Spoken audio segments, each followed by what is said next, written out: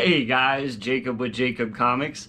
Happy New Comic Book Day, December 6th, 2023. I hope all you guys found all your books in your cubby, mailed to you. However you guys get your comics, I hope you guys found all the comics that you're looking for this week to fill your holidays with merry cheer. I know I did here in the loud and mysterious black bag.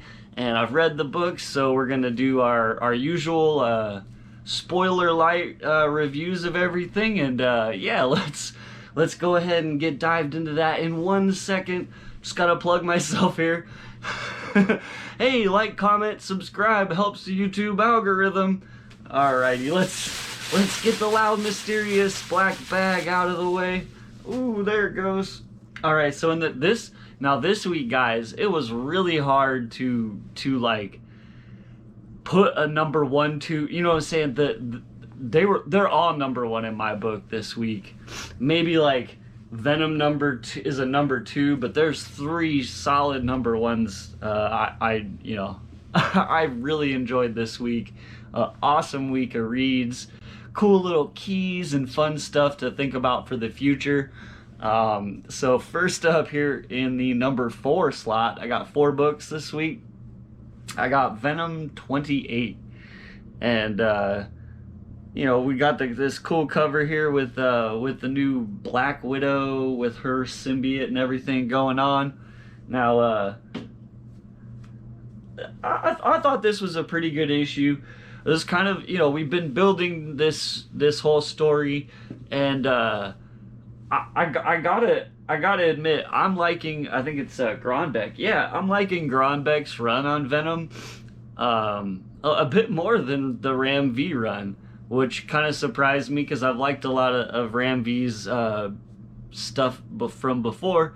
But hey, man, he's really kind of tying things together, weaving this interesting story. There's kind of some espionage and intrigue and spy stuff layered in there, and if you've been paying attention, I feel like that really kind of pays off some long burning loose threads, and so yeah, it's been really fun, and I think soon we're gonna see Eddie Brock taking a more front and center role, and possibly Dylan, we'll see what happens with that. I think Dylan's gonna keep the symbiote and everything, but I think we might see some more Eddie Brock. Dylan's definitely been searching and trying to rescue his dad for a while, and I feel like we're getting to the point where we need to get that paid off. So in my number 3 spot this week, I had Amazing Spider-Man 39. It's the first Amazing Spider-Man with the gang war tie-in, or the gang war crossover that's taken place. Got this super cool John Romita Jr. cover, and I didn't read the alpha, if you will, the Amazing Spider-Man Gang War issue number 1, the little kind of alpha starter. I didn't read that. I just jumped in on this, and I was really interested, man. It was cool. Like, just a bunch of stuff's going down, and Spider-Man's got his group together, and like spoiler light here. We're not gonna spoil the book, but there's how do I put this? It took me back, man. There's a really cool way that the story is kind of laid out and presented in the front and stuff that kind of leads into the story, and it was something that really kind of intrigued the inner kid in me to sit and study a page for more than just a couple of minutes, really kind of looking at it and going like, oh, okay. So if you guys like maps, and so that's kind of interesting, and yeah, it really gave this gang war story that they starting, at least for me, it gave it a lot of life and interest, and I'm like, okay, it almost feels like we're in this new world and everything, and I think that's really intelligent writing by Wells, by Zeb Wells. Yeah, I know some people don't like what he's been doing, and can't say I've liked everything, but this is some really intelligent writing by Wells, and it's a highly recommended issue. I think Gang War, at least from the starts of it, it looks like it's going to be really intriguing and make you think, and kind of like, oh, this character, and I think we're gonna have fun with it, guys. And then in the number 2 slot, like I said, man, picking a number 1 was really hard this week. These 3 here are all just awesome books to me. I thought I had so much fun this week with the comics that I got.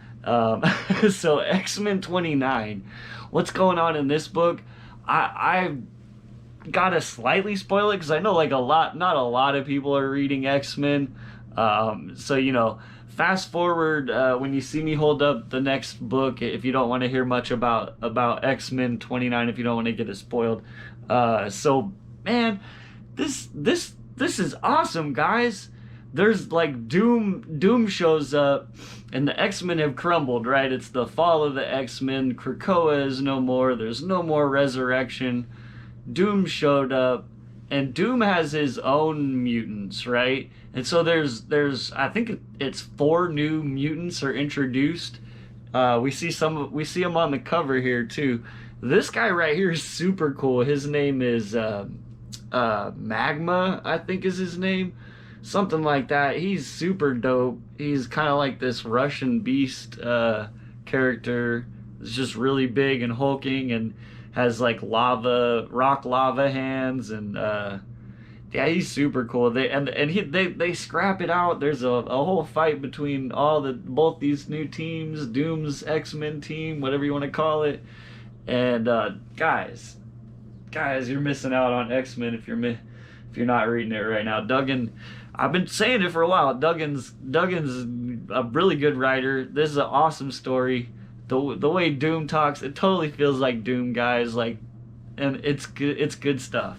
Cannot deny that. That's a really good one. And yeah, I don't want to say too much else because it'll spoil it. But here we are at the number 1 spot, my number 1 book of the week. And like I said, it was a hard choice, but this one just slightly leans even cooler than those books.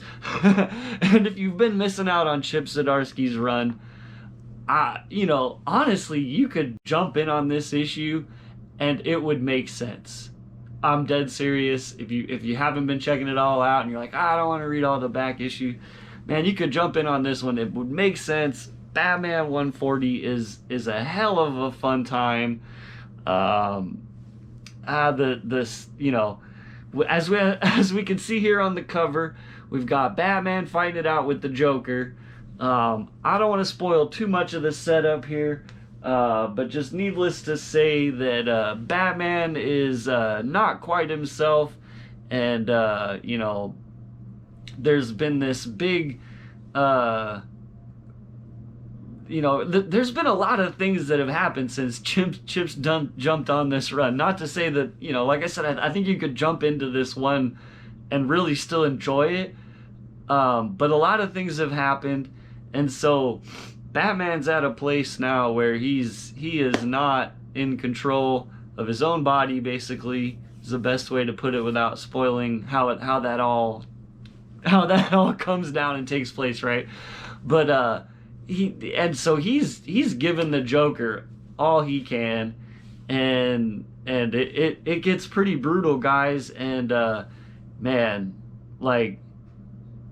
I can't wait for the next issue because stuff goes down in this issue. I don't want to spoil it, but I'm just gonna say stuff goes down, and it's at least for the moment, it's comics, so every character can be healed and regenerated and resurrected, and but at least for the time being, it's a pretty cool story. A pretty cool thing had just happened here, and like I said, man, if you haven't even been reading the whole story, I think I highly recommend this issue this week.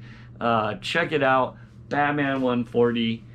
It's a fight to the death just about between Batman and Joker, and it's a heck of a fun time, drawn by Jorge Jimenez immaculately, and all the art on the top three that I showed this week is just top notch this week.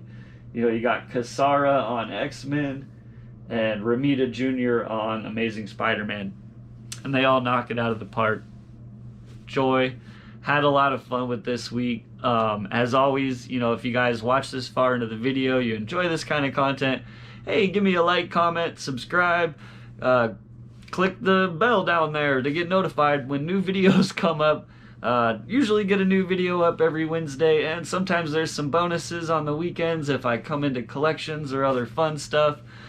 Click the link below too for my IG. Come follow me on IG, and check out my live shows. If you guys have never bought anything off of an IG live show, come check me out. It's a lot of fun times. We'll see you guys next time, and have a great day.